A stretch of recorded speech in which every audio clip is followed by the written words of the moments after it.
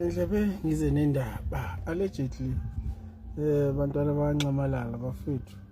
Cha mina ngiyabonga. Hey, uyazi uma ngihamba angikhathali ukuthi ngihambaphi.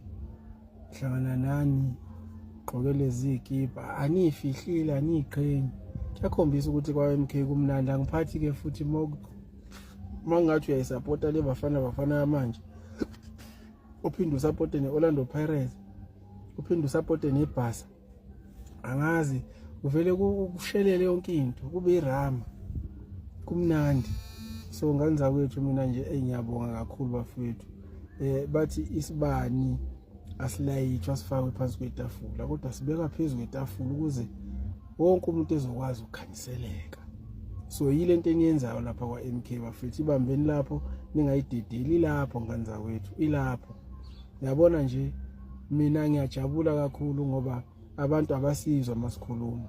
Ubaba Ncamalala kudala ekhuluma lento ezizovula nje iMK ingoba wayesebonile ukuthi kunabantu ababulala iqembu lakwaGreen, abahola ababulala iqembu lakwaGreen, abahlangene nalabo bantu okwakuyi National Party ekade ithi iapartheid iyona elungele iSouth Africa. Okwaphela umbuso wawo ngo1994. Okwathi ngo1994 kwaba khona vele ababevele bencitheza naye iNational Party abaqhubeka baba amalungu ANC baze bakwazi ukuthi baphumelele ukuthi babe sehlalweni eziphezulu. Okuyimanje yibona ababuyisela ida ngobackdoor.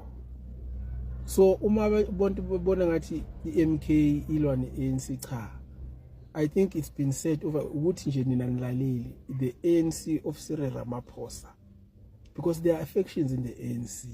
Yes, we may have people that are supporting Cyril Ramaphosa currently as the president of the ANC, but at the back of their minds I know that they are supporting MK party because the ideologies and the policies of the ANC are not implemented.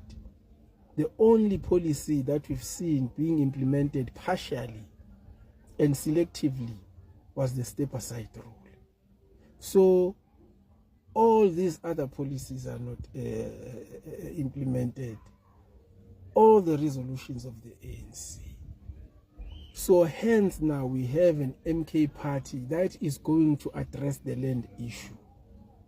That is going to address indaba ye-redress eSouth Africa because saphucwa konke namanje umnotho awukho ezandleni zethu. And whatever that we are doing njengamanje ubaba Ncamalala uyazondwa. Abantu abebekade betabalaza ngesikhathi sikababa Ncamalala bayazi bonke ukuthi bebedla. Baba Ncamalala ubetha kuphuma imisebenzi abantu bethola amathenda basebenza. That was the way to go back then. Easy people who would have preferred ukuthi ngalesi sikhathi ubaba Ncamalala ngabe wakhipho 350 rather than ukuthi athi akusetshenzwe kwenziwa ama developments endaweni ezihlukahlukene. So thina nje esaziyo ukuthi ngesikhathi sikababa Ncamalala izinto beyivuleke kangakanani angeke size sithule senze ngathi asibe singekho. Ku right nina nikhulumela ikukhulumayo kodwa abantu abalazi iqiniso they will listen to us baninyanye nina ngoba ninamanga ninobuxoki. So angeke size sithule bafethu. Mina njengami nje ngiyajabula kakhulu uma nginibona bafethu la engihlangana nani khona nifake izinto ezifana nalezi engifakile ngoba niyabona kancane ukuthi abantu bayavela, ikakhulukazi abantu laba esithi bane natural intelligence futhi abafundile. Yazi mangikhuluma kube ngathi ngikhuluma imbudana kodwa every week ngempela iMK hlusu ngempela khona ozongena kuMK kulabe ngithi bafundile futhi abahlakaniphile abanokuhlakanipha kwemvelo kwendalo. Ubabona kuMK because why they've realized ukuthi this is the party that is going to change lives of South Africans. Change will only come in MK. That's why Babu Zuma is hated. That's why MK is hated. If MK being ngetheza ngabe DA ithanda MK ukudlula ANC, but MK ayingcethezi. That's why ingeke uzu DA ithanda MK. iMK ku DA yinja bayibiza ngayo yonke into ohelenzile.